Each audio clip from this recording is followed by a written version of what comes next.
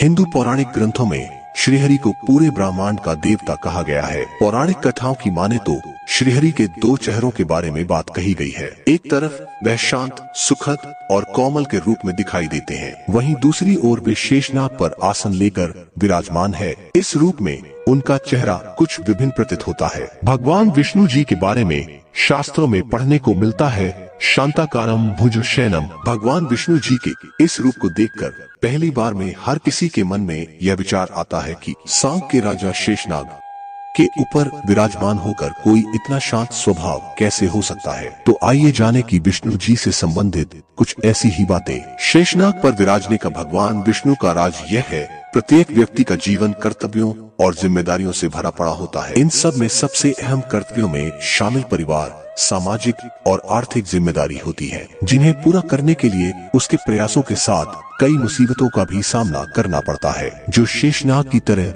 बहुत डरावने होते हैं और चिंता पैदा करते हैं। तो भगवान विष्णु का शांत चेहरा इंसान को यह ही प्रेरित करता कि कठिन समय में भी शांति और धैर्य के साथ रहना चाहिए और अपनी मुसीबतों के प्रति शांत दृष्टिकोण ही हमें सफलता हासिल करवा सकते हैं। यही कारण है भगवान विष्णु सांपों के राजा के ऊपर लेटते हुए भी शांत व मुस्कुराते हुए प्रतीत होते हैं। क्यों भगवान विष्णु का नाम नारायण और हरि है? हिंदू पौराणिक कथा के अनुसार भगवान विष्णु के प्रधान भक्त नारद भगवान विष्णु का नाम जपने के लिए नारायण शब्द का प्रयोग किया करते थे। उसी समय से भगवान विष्णु के सभी नामों में जैसे अनंत नारायण, लक्ष्मी नारायण, शेष नारायण, इन सभी में विष्णु का नाम नारायण जोड़ कर लिया जाने लगा। कई लोगों को मानना है कि भगवान विष्णु को नारायण के रूप में जाना जाता है, लेकिन बहुत कम लोग इसके पीछे के रहस्य को जानते हैं। एक प्राचीन पौराणिक कथा के अनुसार जल भगवान विष्णु के पैरों से पैदा हुआ था और इस तथ्य पर प्रकाश डाला गया कि भगवान विष्णु के पैर से बाहर आई गंगा नदी का नाम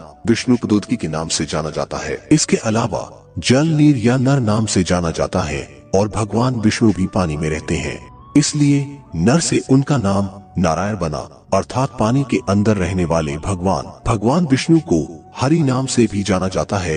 हिंदू शास्त्रों के अनुसार हरि का मतलब हरने वाला या चुराने वाला इसलिए कहा जाता है।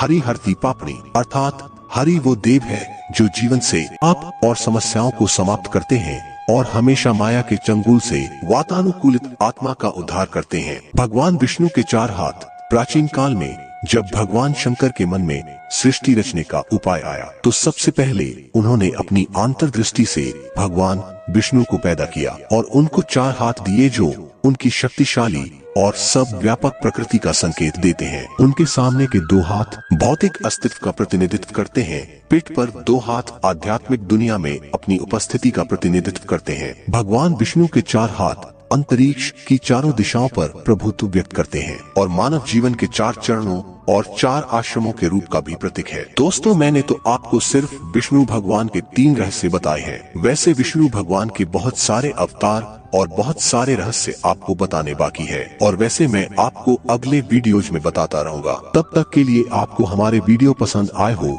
तो हमारे चैनल क्रेशर को सब्सक्राइब कीजिए और इस वीडियो को लाइक कीजिए और आपके दोस्तों के साथ जितना हो सके उतना शेयर कीजिए। मिलते हैं हमारे अगले वीडियो में। राधे राधे।